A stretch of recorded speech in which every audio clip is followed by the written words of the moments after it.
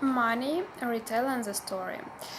The narrator tells us a story about his grandpa Antonio, who was a reasonable spender, and he liked to invest money. He was an honest man, always paying taxes and avoiding giving bribes.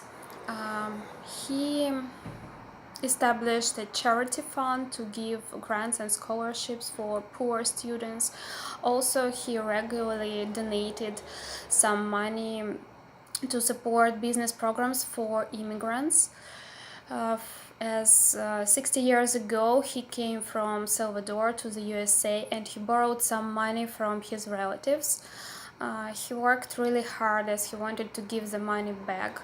He had to live on a shoestring and he actually lived on a tight budget. He worked as a security guard at a nightclub and he swept the floors as well.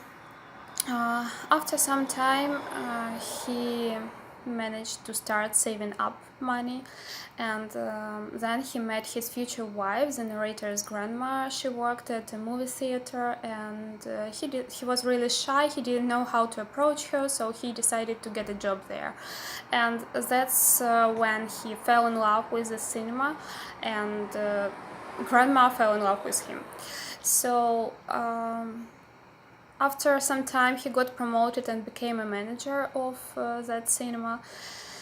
And later on, he saved up some money and he decided to quit his job and start his own venture. But before that, he started investing in stocks. And well, what else? He decided to start his own small business. He bought a small movie theater, but due to poor location and the lack of experience, it was a failure.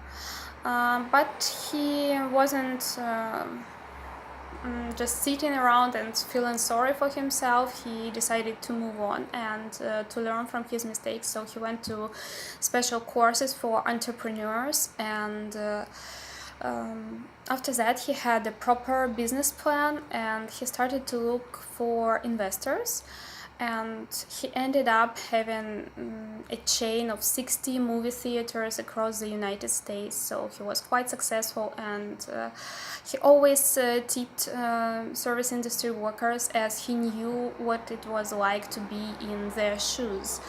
When he was 80, he retired and went traveling around the world.